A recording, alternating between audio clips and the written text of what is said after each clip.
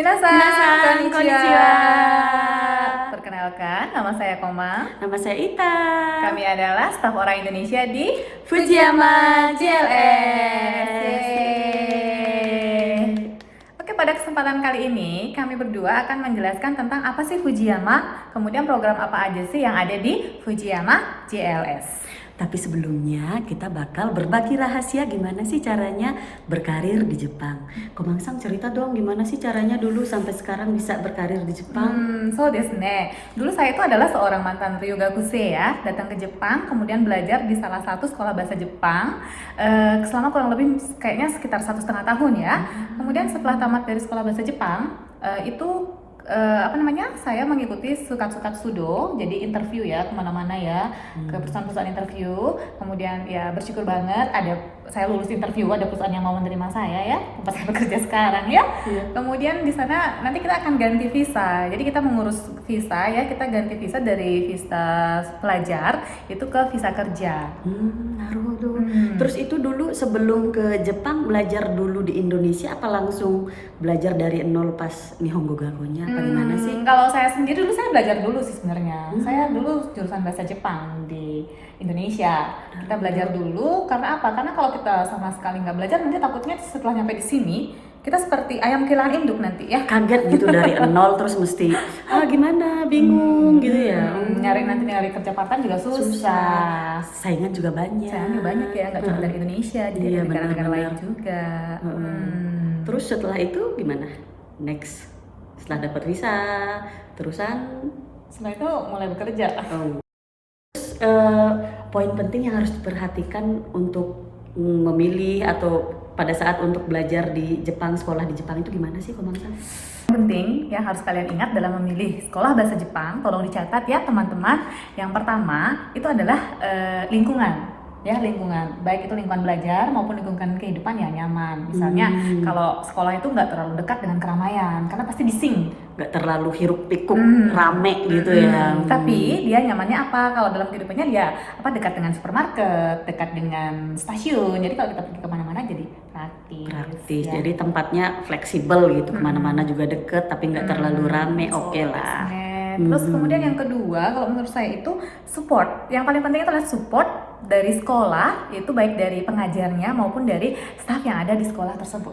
Apalagi kalau ada staf yang dari negara kita sendiri, jadi bener banget. Gimana ya dulu soalnya belum ada, jadi bingung. Apalagi pas awal-awal bahasa belum terlalu lancar. Jadi mau ngomong sama siapa juga ya susah. Jadi terhalang tembok ya untuk komunikasinya. Komunikasinya susah gitu buat masuk. Iya benar sekali. Kemudian yang ketiga itu adalah tentunya biaya sekolah maupun biaya hidup yang terjangkau. Gak terlalu mahal, jadi cukup lah, jadi pas ya. gitu. Kemudian yang keempat itu adalah tersedia part time. Jadi biar bisa nambah uang saku ya. Iya, kalau jadi nggak tersedia part time kan adalah buat kita tambahan-tambahan mau beli apa misalnya itu gitu. juga poin penting ya. Kemudian yang kelima itu adalah ada yang mensupport ketika kita lulus nanti. Jadi jenjang karir kita itu disupport. Jadi gitu. setelah lulus pun nanti misalnya mau berkarir, jadi ada tetap dari supportnya dari sekolah maksudnya dalam gitu ya. mau lulus itu mau nyari kerjaan tuh nanti kan disupport gitu ya. Kalau udah tamat ya kita sendiri ya ke perusahaannya. Ya jadi ya itu sebenarnya ada banyak sih ya, cuman ya dari banyak poin itu kita ambil ya, kita peras tuh jadi 5 poin tadi. Jadi silakan dicatat. Oke, biar nggak menghabiskan banyak waktu, langsung aja kita jelasin ya program apa sih Fujiyama itu, kemudian programnya ada apa aja. Ya, hai kita lihat bersama-sama ya. Baik, langsung saja kita akan menjelaskan tentang Fujiyama JLS. Program apa aja sih yang ada di Fujiyama JLS? Hai, awalnya kita akan memperkenalkan ya guru dan staf yang ada di Fujiyama JLS. Yang pertama ada Bapak Kepala Sekolah kita bernama Bapak Hitoshi Saito. Panggilan akrabnya adalah Saito Sensei. Saito Sensei berpengalaman 25 tahun mengajar di Jepang dan luar negeri. Wah, lama banget ya, pengalamannya udah nggak diragukan lagi. Melanglang buana. Iya. Kemudian kita lanjutkan yang di sebelahnya ya, ada Ibu Hisako Sakai, yaitu sebagai Office Manager. Ibu Hisako Sakai ini panggilannya biasanya kita panggil dengan Sakai-san. Ya, jadi kalau kalian memiliki masalah atau ingin berdiskusi tentang kehidupan kalian selama berada di Jepang, kalian jangan ragu-ragu untuk berdiskusi dengan Ibu Hisako Sakai. Ya, hai. Kemudian selanjutnya di bawahnya itu ada Koichi Naito Sensei, tapi biasa dipanggil Koichi Sensei. Jadi Koichi Sensei ini dulu pernah mengajar di salah satu SMA di Indonesia. Jadi beliau sedikit-sedikit bisa bahasa Indonesia. Lancar loh ya bahasa Indonesianya. Hai, kemudian pengajar berikutnya adalah Yuki Sensei ya. Yuki Sensei itu hobi ya, atau memiliki kegemaran itu biasanya ya nonton anime atau manga. Jadi buat kalian yang punya hobi anime, hobi manga, itu jadi nanti bisa diskusi sama Yuki Sensei juga ya, selain diskusi tentang pembelajaran bahasa Jepang. Jadi bisa ngobrol-ngobrol masalah hobi kalian deh Iya, itu. benar. Kemudian next. Hai, kita lanjutkan ya. Di sini untuk staf Fujiyama JLS ada kami berdua ya. Tentunya kita bisa bahasa Indonesia ya. Jadi kalian bisa diskusikan hal apa aja tentang kehidupan belajar maupun kehidupan kalau kalian menemukan masalah ya, misalnya gimana sih caranya untuk biar bisa kontrak HP tuh kan ya. Jadi nanti silakan diskusikan aja. Jadi lebih gampang lah ngobrolnya, nggak usah pusing ngomongin bahasanya, nanti bahasa Indonesia aja. Benar banget ya. Selain kami berdua ada juga staf asing, itu namanya Raja Sang ya. Raja Sang juga siap untuk mensupport kalian. Raja Sang ini adalah staf dari Nepal. Oke, demikian perkenalan staf maupun pengajar di Fujiyama JLS. Oke, kita lanjutkan ya. Pada kali ini ada konten yang akan kita jelaskan, yaitu diantaranya apa aja? Yang pertama itu kehidupan di Jepang yang mencakup perihal area sekitar sekolah, kehidupan di asrama Fujiyama, kemudian kerja paruh waktu atau part time, dan next itu ada kelas bahasa Jepang, jenjang karir setelah kalian lulus di Fujiyama JLS, dan yang pastinya itu biaya sekolah. Kita juga penting ya. jadi kita juga ada beasiswa. Wow, ada beasiswanya juga ya? Ada dong, tenang. Jadi harus nonton sampai akhir ya. Kemudian yang terakhir itu ada dokumen aplikasi. Iya, itu juga poin pentingnya ya. Karena kalau kita nggak tahu apa sih dokumen yang diperlukan, kita kan nggak bisa nanti datang ke Jepang ya, biar benar-benar paham apa aja sih yang diperlukan untuk pengajuan visanya. Oke, kita lihat berikutnya ya. Ayo kita mulai dari kehidupan di Jepang. Ya. Fujiyama JLS itu kalau dari Tokyo kalian itu datang ke Fujiyama JLS itu kalau naik bus kurang lebih sekitar 1,5 jam. Bener banget, itu dari bukan stasiun ya, tempat naik bisnya namanya dari Shinjuku ataupun dari stasiun Tokyo juga ada bisnya pun banyak ya. Banyak, jamnya juga banyak, dari pagi sampai malam. Iya, jadi kalian jadi gak usah strategis khawatir banget. Kenapa? Di sini kan daerah pariwisata, seperti kita bilang ya, deket banget sama Gunung Fuji. Jadi banyak orang yang kesini. Jadi aksesnya nggak usah khawatir. Kalau kalian mau main atau jalan-jalan ke Tokyo, ya kapanpun bisa. Tanpa harus menginap di Tokyo pun, bolak-balik pun bisa karena bisnya banyak. Ya, hai. Jadi selain karena di sini juga dekat dengan Gunung Fuji, itu juga banyak ada hotel tentunya ya, kemudian restoran nanti yang bisa juga kalian nanti gunakan untuk tempat arubaito ya. Jadi karena strategis, jadi karena tujuan wisata global, jadi tempatnya itu sangat praktis, strategis, banyak arubaito nanti. Kemudian ini ada bangunan sekolahnya ya, ada 2 bangunan, satu bangunannya bangunan sekolah, kemudian yang satunya lagi ada satu kelas dan kantor atau ruang gurunya ya. Nah di dalam ruang gurunya itu juga ada perpustakaan mini, jadi kalian bisa pinjam bukunya di sana, bisa mau belajar juga bisa, mau dibawa pulang juga bisa ya. Oh, bisa dibawa pulang? Bisa aja, cuman ya harus lapor ya, jangan ambil gitu aja ya. Nanti nyuri namanya. Kemudian ruang kelasnya itu ada lantai 1, ada lantai 2, jadi dari jendela itu bisa kita lihat Gunung Fuji tiap pemandangan gratis tiap hari. Kalau lagi belajar kanji misalnya mumet, ya udah lihat Gunung Fuji aja. Nanti fresh lagi. kepalanya ya. Dingin kan lihat Gunung Fuji. Jadi selain itu juga di dalam ruangan yang dekat dengan kantor itu juga ada ruang untuk prayer room ya, untuk tempat ibadah. Itu sih yang penting kalau buat nanti kalian yang pengen ibadahnya nggak lewat ibadah, nggak apa ya namanya itu ya seperti itulah. Oh, pernah nggak lihat kalian lihat gambar ini? Ini nih pasti sering kelihatan di ya. kalender atau Kalender di atau website juga pamflet. ya, banyak yang pakai foto ini. Padahal sebenarnya satu-satunya sekolah bahasa Jepang yang dekat dengan lokasi ini yaitu cuma di Fujiyama JLS. So, dia cuma ada di Fujiyama JLS ya. Naik mobil tuh mungkin sekitar 10 menit ya. 10 menit.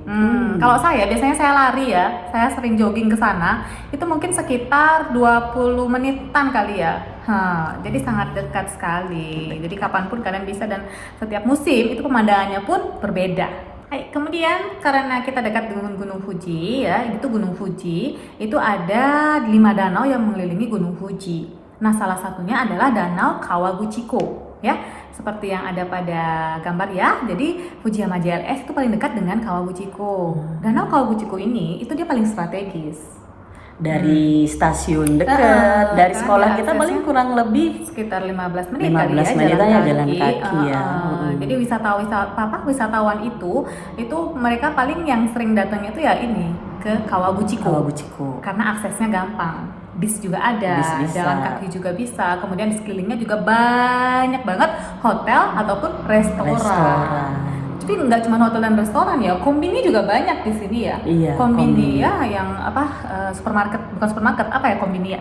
Ya supermarketnya Indonesia lah. Yang 24 jam ya.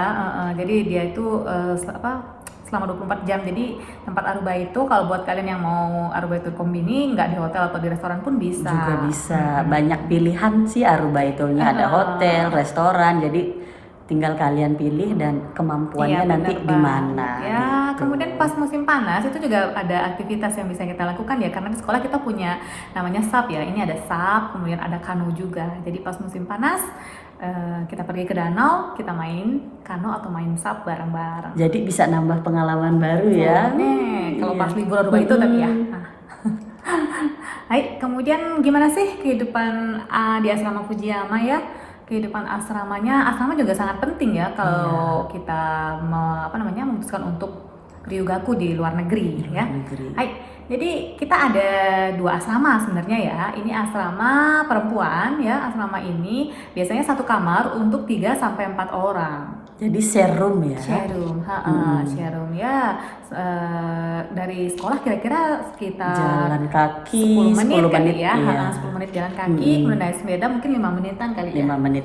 Tapi kalau saya naik sepeda mungkin 15 menit. Gimana naik sepeda? Jadi dari asrama juga sangat dekat dengan drugstore, juga dekat banget, dekat dengan tempat belanja ya, dekat dengan mall juga ya. Dekat mall.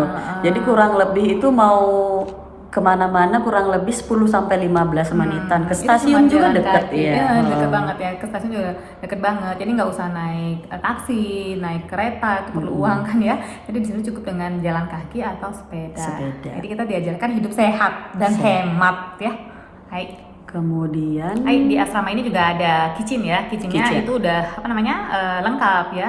Semua perabotan udah lengkap, jadi kalian nggak usah piring, gelas itu kita pakai bersama-sama. Beli-beli apa-apa lagi, kecuali emang kalau kalian pengen punya pribadi untuk kalian ya bisa. Gitu juga ada tempat, ada hallnya juga ya. Nanti tempat kita makan. Jadi habis masak kita pergi ke sebelah, kita makan di sana. Dan di sini juga kamarnya itu ada yang Japanese style dan ada yang Western style. Istilahnya kalau Japanese kita pakai futong. Kita tidurnya di bawah ya, pakai futong. Nanti digelar kalian mau tidur. Iya. Kemudian kita ada asrama baru lagi ya sebenarnya ya. Itu perkiraannya kapan ya? Perkiraan sekitar April 2022 itu perkiraan udah selesai ya. So jadi ke sekolah Fujiyama JLS itu juga cuman mungkin sekitar 15 menit ya. Jalan kaki ya. Jadi di sana itu kelebihannya apa ya? Kelebihannya itu kalau di sana itu kamarnya itu semua private, jadi semua kamar itu kalian pribadi masing-masing 1 kamar 1 orang gitu. Kemudian setiap kamarnya itu udah disediakan meja dan tempat tidur. Jadi untuk dapur sama toilet sama kamar mandinya aja yang share Iya. kali ya. Jadi ya meskipun itu share tapi kita tetap mempunyai pribadi. Misalnya yang pengen private ya, private room. Jadi ya nanti juga ada asramanya buat yang private ya.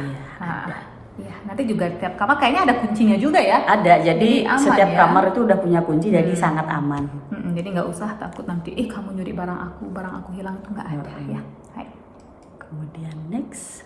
Untuk biaya ya, untuk biaya masuk asrama dan biaya asrama per bulan. Biaya masuk asrama, maksudnya biaya yang pertama kali aja ya, itu adalah 40.000 yen. Dari 40.000 yen itu ada biaya masuk asrama 15.000 yen dan 25.000 yen itu adalah deposito.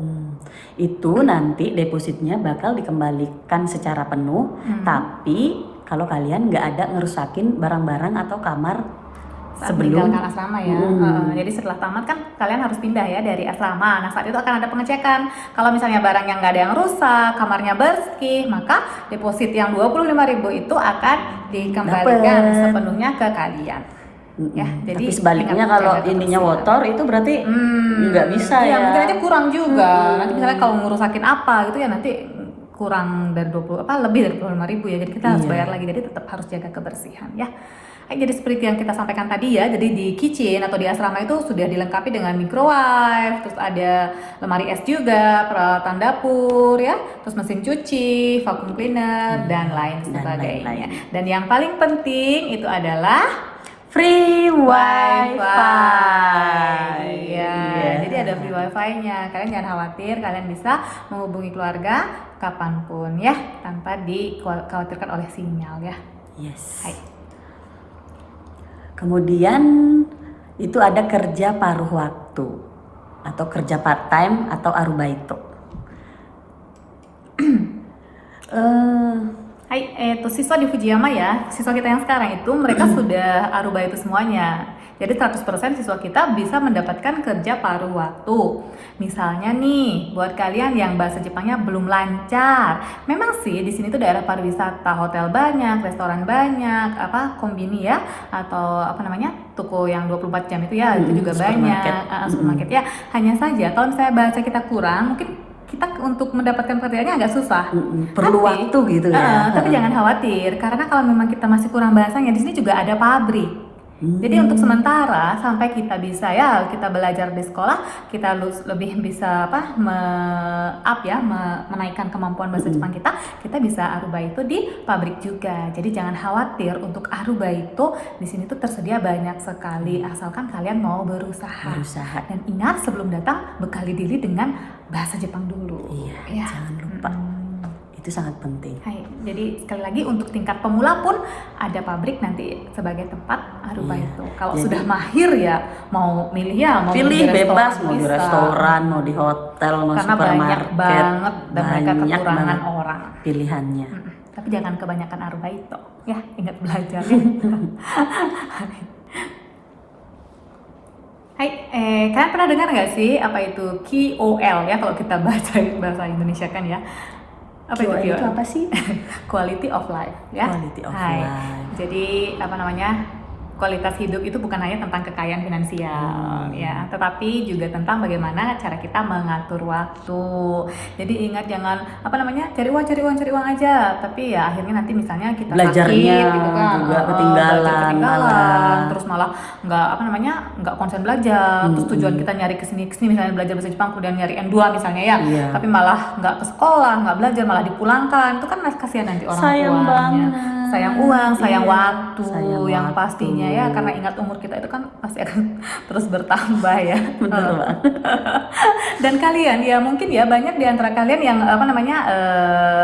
mendengar ya atau dengar dari teman-teman, di Tokyo tuh ini di Tokyo tuh bagus banget, keren banget. Pasti yang didengarnya yang wah aja gitu ya. Cuman kalau saran dari kita ya, untuk main sih oke, Tokyo tuh bagus.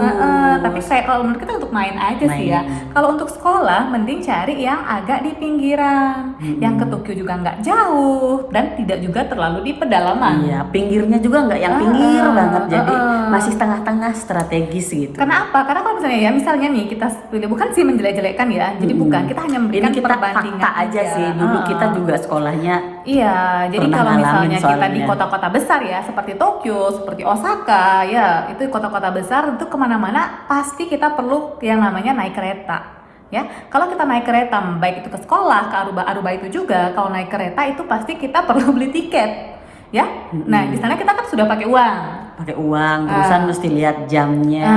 Selain itu yang paling kita akan banyak kehilangan adalah waktu. Waktu. Jadi Makanya quality of life ya. iya, waktunya habis Waktunya kita habis di jalan. Kerja paruh waktunya padahal cuma 5 jam. Sekarang ke tempat kerjanya aja saya udah merasakan sendiri ya. Dulu ke tempat kerjanya aja misalnya bolak-balik itu udah 3 jam loh. Kerja 5 jam, bolak-baliknya 3 jam. Nah 3 jam itu kita dalam 3 jam itu kita nggak bisa ngapa-ngapain. Padahal kalau deket tinggal kita bisa istirahat atau buat Kita bisa istirahat belajar. dulu, kita bisa makan dulu, nggak usah makan di luar. Jadi apa uang itu lebih hemat. Iya. Jadi itu yang juga perlu harus diperhatikan. Ya, selain itu kalau pagi-pagi ataupun sore kereta-kereta di kota-kota besar itu pasti penuh sesak. Karena jam kerja biasanya pagi jam kerja. Jam sekolah juga Kalau, sama ya, jadi pulang kerja juga gini-gini sama. nanti, udah nggak penuh. bisa, udah sesak, udah capek nanti sampai di rumah udah nggak pengen ngapa-ngapain. Jangankan belajar, buat makan aja udah males. Udah mumet dari jalan itu udah mumet otaknya. Ya, coba ya kita lihat ada gimana sih kalau kita sekolah di kota besar. Terus gimana sih kalau kita sekolahnya di pedesaan. Kemudian Terus gimana sih kalau kita sekolahnya di Fujiyama, CLS ya. Hai. Yang pertama itu kalau misalnya kita sekolah di kota besar, pekerjaan part time atau aruba itu sudah pasti bakal bervariasi lebih banyak. Tetapi di satu Iya, sisi di sana juga ya banyak ya saingannya banyak. Dari sekolah-sekolah lain juga pasti ada. Dari Karena negara lain juga. negara lain ya. juga ada.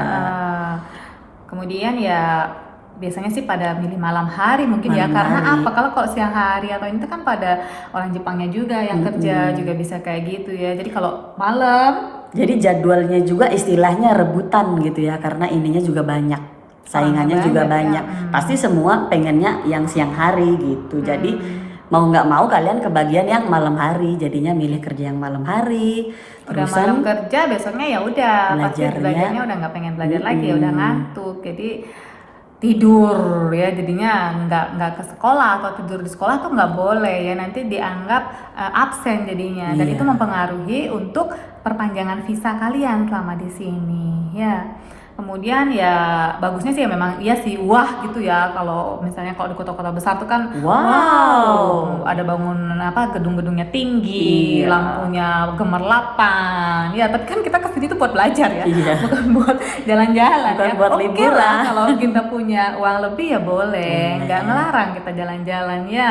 Kemudian selain itu juga biaya sewa tinggi, biaya transportasi kemana-mana pasti perlu biaya transportasi. Dan yang paling penting lagi ya tadi kita bilang ya, waktu itu banyak terbuang di jalan ya.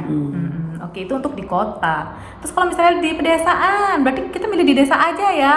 Ya, itu juga ini sih ya, oke lah kalau di desa juga tidak jelek ya.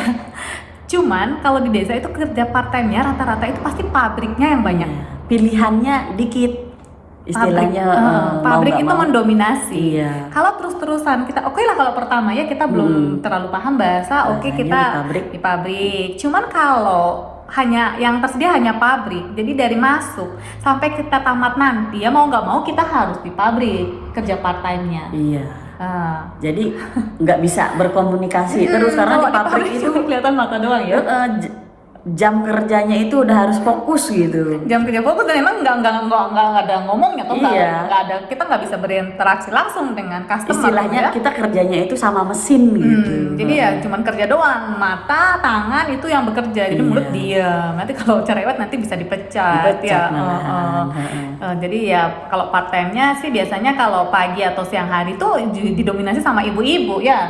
Ibu-ibu kan pada sibuk. Ibu-ibu di Jepang kan jadi dia nggak mungkin ninggalin keluarganya malam-malam gitu. Jadi pas anaknya ke sekolah mereka kerja. Ya, anaknya pulang mereka juga pulang. Nah di sanalah diperlukan orang kayak seperti kita. Nanti kita aruba itu ya pasti malam lagi. Kalau udah malam ya udah capek, males belajar, besoknya bolos, lemes deh. Nggak ke sekolah atau tidur di sekolah. Nanti kalau terus-terusan kayak gitu nanti visanya nggak bisa diperpanjang, kita dipulangkan. Ya. Terus ya jadi kalau kita lihat sekali lagi ya, kita review. Jadi yang pertama kalau kita di pedesaan banget karena Aruba itu cuma di pabrik, kesempatan komunikasi bahasa Jepang sedikit. Tapi ya memang biaya sewa rumah pasti lebih murah. Ketimbang di kota. Ya, kalau biaya transportasi ya tergantung sih ya. Mungkin ada yang Eki-nya itu sedikit, jadinya ya keretanya juga sedikit. Stasiunnya misalnya cuman yang di dekat kalian tinggalnya misalnya gitu, sedikit, ya pilihannya juga dan dikit. ada stasiun pun, kalau misalnya ada stasiun pun keretanya sedikit ya kita kemana-mana juga susah ya. Nanti kita pergi nggak bisa pulang kalau kita lewat jam kereta kita kan. Nanti bisa harus nginep jadinya ya, jadi bolos lagi sekolah, bolos Aruba itu kan nggak bagus ya. Kemana-mananya susah gitu ya. Benar banget. Terus kalau di Fujiyama JLS itu ya kita jelaskan tadi ya, itu area wisata. Area wisata, jadi jenis Aruba itunya juga banyak, dari pabrik untuk kalian yang level pemula, kemudian udah naik level lagi ya, udah belajar bahasa Jepang, jadi bahasa Jepangnya meningkat, bisa kerja di restoran, bisa kerja di hotel juga. Jadi kesempatan untuk komunikasi itu banyak. Iya, jadi istilahnya kalian dari awal, dari level pemula juga nggak usah khawatir.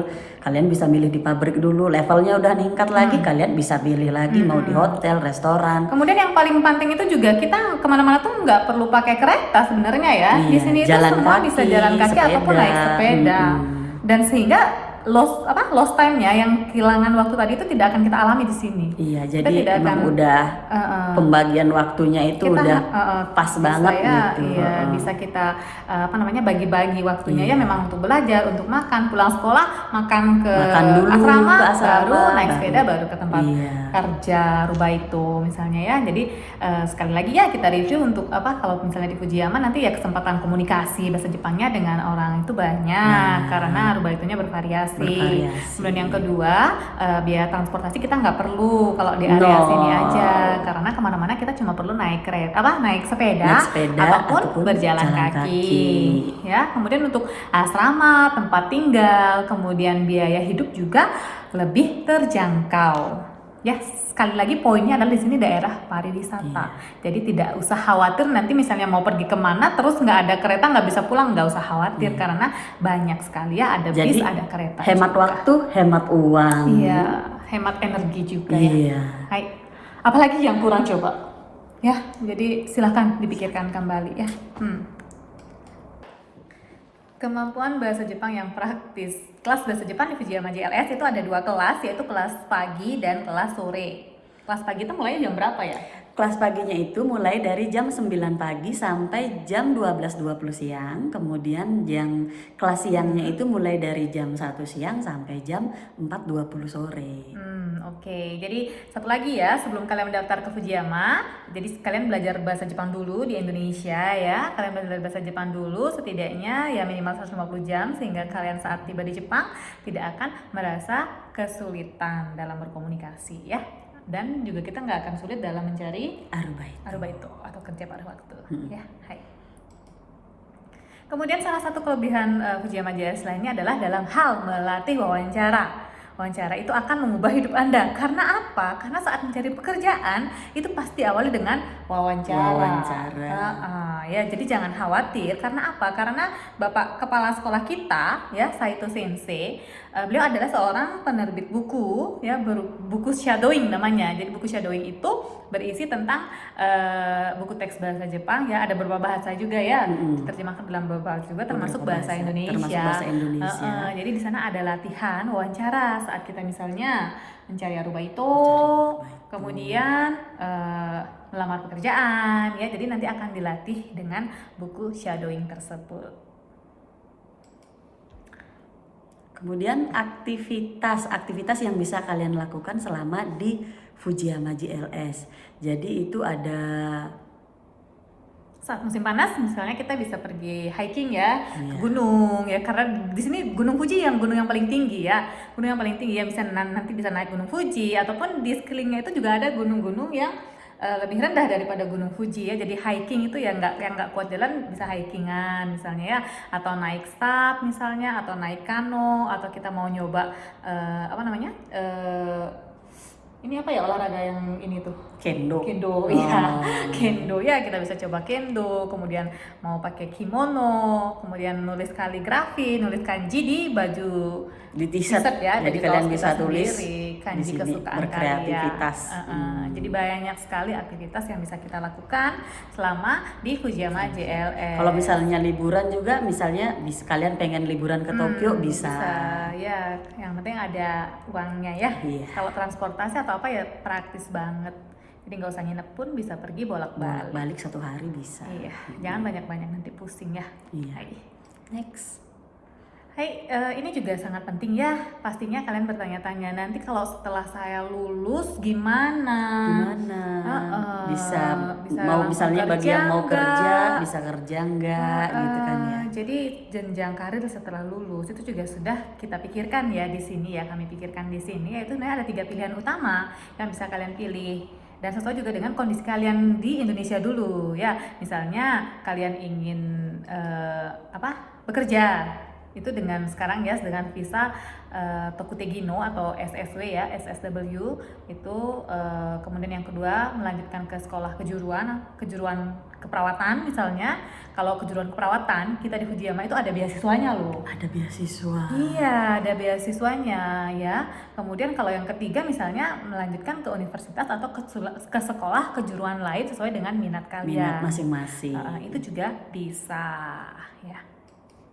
Hai, kemudian yang pertama untuk bekerja ya, bekerja dengan visa SSW atau visa kerja ya. Visa kerja kita Fujiyama JLS itu memiliki induk perusahaan yang bernama Asteji Inc. ya. Asteji ini adalah perusahaan human research yang kalau kita gampangnya ya kita bilang itu memang memperkenalkan pekerjaan baik itu kepada orang Jepang maupun orang asing. Iya, ya. Dan untuk bekerja dengan visa SSW ini itu diperlukan namanya Toroku Sien Kikang. Jadi pensupport ya, pensupport itu Asteji itu sudah mendapatkan lisensi atau izinnya sebagai Toroku Sien itu. Jadi nggak usah nanti jauh-jauh, misalnya kalian tamat di Fujiyama JLS, bagi yang mau lanjut ya. Bisa langsung dibantu. Iya, kita support ya siap tentunya ya dapat pekerjaannya pasti kembali lagi sesuai dengan kemampuan kita ya. Hanya saja kita memiliki kelebihan. Jadi sudah perusahaan induk kita itu sudah bergerak di bidang human research tersebut ya. Yang kedua adalah melanjutkan ke sekolah kejuruan keperawatan. Yang tadi kita sampaikan di sini tuh ada tersedia beasiswanya ya. Jadi sistem beasiswanya itu kalian belajar di Fujiyama selama 1 sampai 2 tahun, kemudian melanjutkan ke sekolah kejuruan keperawatan yang sudah memiliki kerjasama ya dengan Fujiyama JLS itu selama 2 tahun. Kemudian setelah tamat dari dari sekolah kejuruan keperawatan itu nanti kalian harus bekerja minimal 5 tahun di prefektur Yamanashi ya. Jadi itu kemudian kalau untuk mengikuti program ini nanti kita akan adakan wawancara dulu. Apakah memang benar kalian sudah mengetahui apa itu tentang keperawatan ya? Karena keperawatan di sini adalah caregiver ya atau merawat lansia. Ya, apakah kalian memang sudah benar tahu pekerjaannya seperti apa? Jadi nanti diseleksi dulu. Akan ada seleksi karena ini juga sifatnya beasiswa. Hai. Kemudian yang pilihan ketiga adalah lanjut ke universitas atau sekolah kejuruan ya. Jadi kejuruan di sini ya terserah kita maunya kita memiliki minat bebas kejuruan pilih, apa misalnya perhotelan atau yang lain sebagainya itu ya terserah. Cuman di sini tidak tersedia beasiswa. Beasiswa itu ada biasanya setelah masuk ke sana. Iya. Ya, tergantung nilai, universitas atau sekolah kejuruannya masing-masing.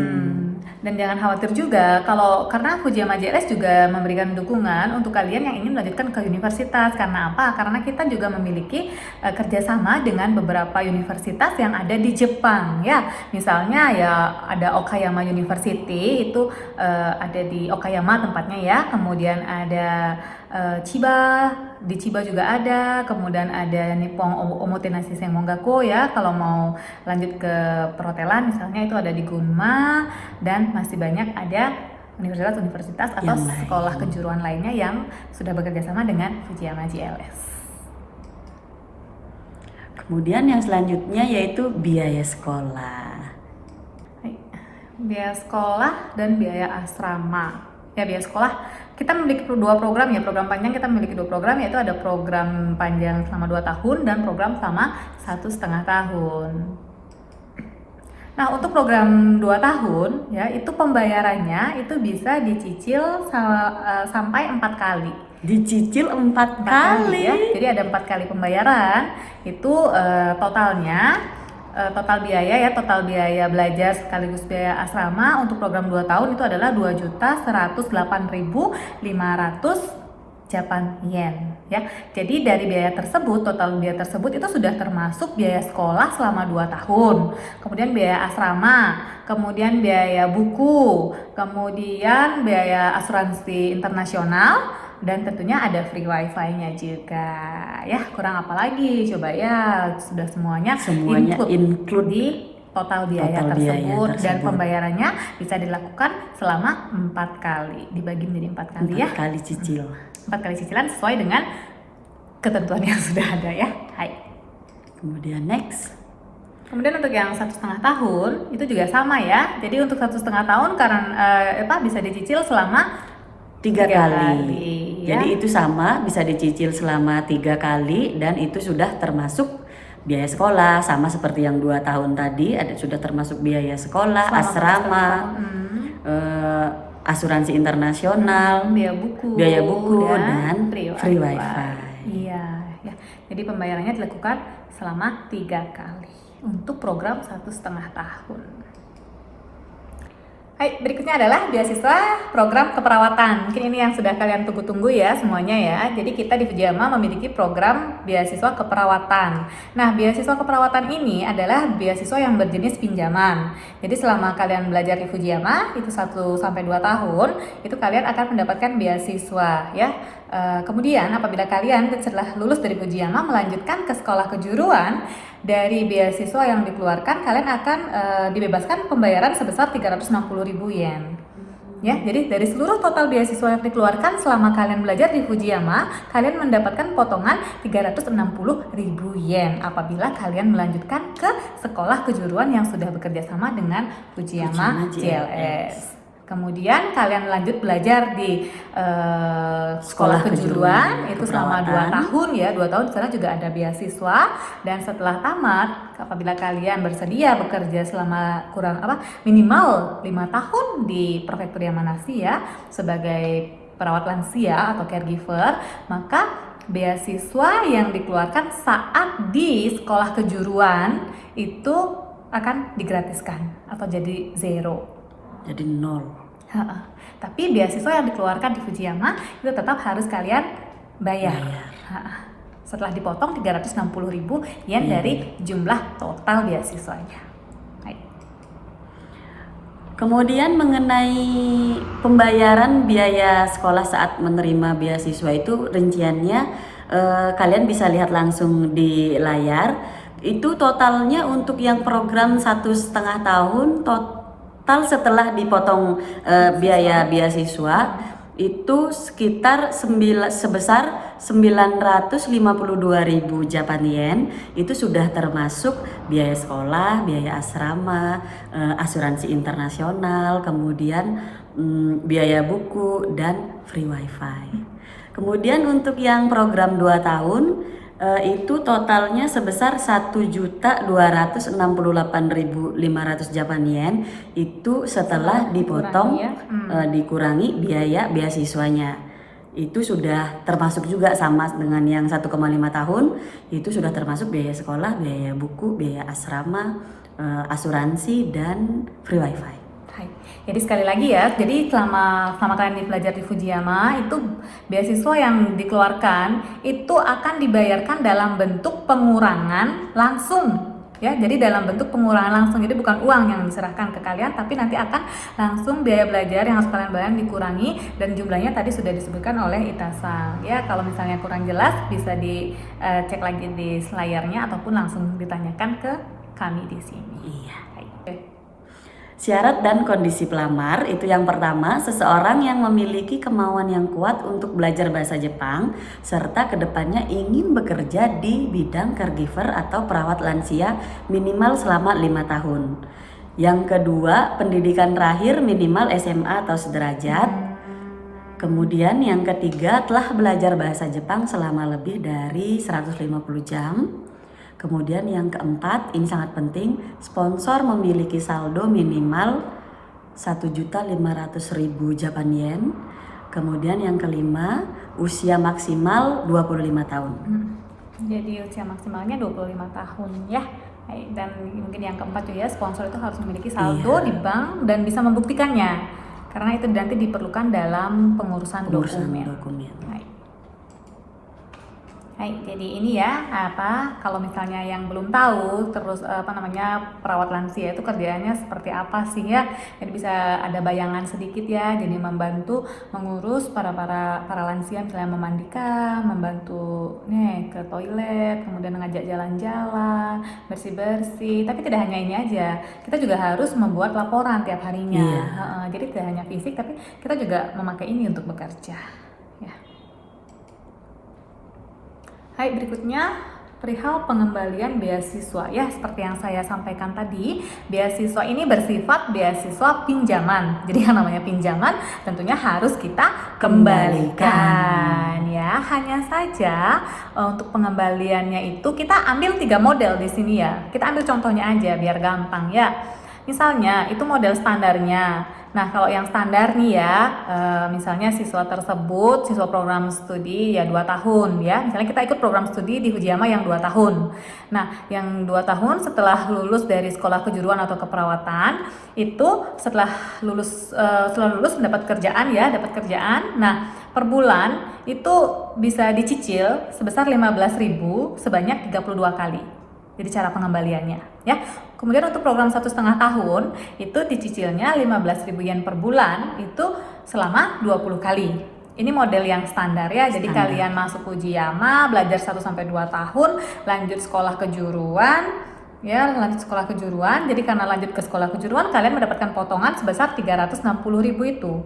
Nah, sisanya itu kalian bayar setelah kalian mendapatkan pekerjaan, yaitu 15.000 yen per bulan selama 32 kali untuk program 2 tahun dan 15.000 yen per bulan selama 20 kali untuk program yang 1,5 tahun. Oke. Kemudian kasus nih, model yang kedua, misalnya teman-teman nih masuk ke sekolah kejuruan tetapi nggak sampai lulus di sekolah kejuruan, pertengahan berhenti misalnya ya. Jadi potongan 360.000 yen itu yang selama di Fujiyama itu akan tetap diberikan ya, akan tetap kalian terima karena teman-teman sudah lanjut ke sekolah kejuruan. Hanya saja pembayarannya itu harus segera dilakukan ya, jadi harus segera dilakukan karena kalian berhenti. Jadi sebelum meninggalkan itu kalian silakan lunasi dulu pembayarannya ya, sisa pembayarannya berapa itu nanti bisa kalian lihat di layar ya. Untuk program 1,5 tahun berapa, untuk program 2 tahunnya berapa ya. Kemudian yang ketiga, kasus yang ketiga itu misalnya setelah kalian lulus dari Fujiyama, kalian tidak melanjutkan ke sekolah kejuruan keperawatan yang bekerja sama dengan Fujiyama. Nah, di saat itu kalian harus mengembalikan semua beasiswa totalnya ya, total beasiswa yang sudah dikeluarkan saat di Fujiyama. Jadi kalian tidak akan dapat potongan yang 360.000 itu. Jadi totalnya semua harus kalian lunasi saat itu juga apabila kalian tidak melanjutkan ke sekolah kejuruan setelah tamat di Fujiyama JLS. Jadi demikian tadi penjelasan untuk program beasiswanya. Kita akan lanjut ya. Ini tentang dokumen aplikasi. Jadi dokumen aplikasi ini untuk yang secara umumnya. Secara umum. Untuk kalian masuk ke Fujiyama JLS. Iya, program panjang ya. Jadi ini adalah syarat dan kondisi pelamar itu untuk program 1,5 tahun ataupun program 2 tahun di Fujiyama JLS ya, berbeda dengan yang tadi ya. Iya. Kemudian itu syarat dan kondisi pelamar yang pertama, usia minimal 18 tahun ke atas. Yang kedua, menempuh pendidikan wajib belajar 12 tahun atau lebih. Yang ketiga, telah belajar bahasa Jepang minimal 150 jam atau lebih. Yang keempat, tidak memiliki catatan kriminal. Yang kelima, ini sangat penting, sponsor memiliki saldo rekening sebesar 2.500.000 Japan yen atau lebih dan dapat membuktikannya. Kemudian yang keenam, sponsor memiliki bukti atau sertifikat pembayaran pajak selama 3 tahun terakhir. Hai, itu ya syarat dan kondisi yang harus dipenuhi oleh pelamar. Kemudian buat kalian atau buat teman-teman yang pernah memiliki pengalaman misalnya COE-nya ya atau izin tinggal di Jepangnya ditolak, atau pernah ikut program Kenshu atau Ginoji Shusei tapi ingin balik lagi dengan visa pelajar, itu silakan dikonsultasikan terlebih dahulu dengan kami. Silakan hubungi kami terlebih dahulu. Berikutnya ada alur pengajuan aplikasi. Ini untuk individu. Bagi yang kalian ingin mendaftar secara individu. Bagi kalian yang tidak ingin mendaftar secara individu, silakan menghubungi sekolah-sekolah bahasa Jepang yang sudah bekerja sama dengan Fujiyama JLS ya. Jadi mereka akan membantu kalian dalam pengurusan dokumen. Oke, kembali lagi ya. Kita lanjutkan untuk yang individu atau ingin mengajukan aplikasi sendiri. Jadi yang pertama itu apa aja sih langkahnya, Ita-san? Alur pengajuan aplikasi secara individu. Jadi yang pertama kalian menghubungi Fujiyama JLS, infokan program yang akan kalian ikuti, lalu kami akan memberitahukan login ID dan password WSDB. Kemudian yang kedua itu download aplikasi WSDB. Yang ketiga memasukkan data ke aplikasi WSDB. Kemudian yang keempat, persiapkan dokumen yang diperlukan beserta terjemahan bahasa Jepangnya. Kemudian persiapan ini biasanya membutuhkan waktu sekitar 1 bulanan ya. Oh, iya. Jadi jangan sampai baru mau deket-deket sudah baru menghubungi kami. Jadi jangan mepet-mepet. Ya misalnya pengennya bulan April, misalnya April tahun depan. Untuk periode kali ini berarti kita periode bulan Oktober ya. Iya. Jadi untuk bulan Oktober kita udah buka. Jadi silakan hubungi kami untuk apa aja sih yang diperlukannya. Ya, jadi untuk kalian yang berencana untuk ikut yang program bulan Oktober. Kemudian itu yang kelima, mengirimkan dokumen yang diperlukan terlebih dahulu. Via email dulu ya, via email dulu nantinya. Setelah itu baru nanti kirimkan dokumen yang aslinya.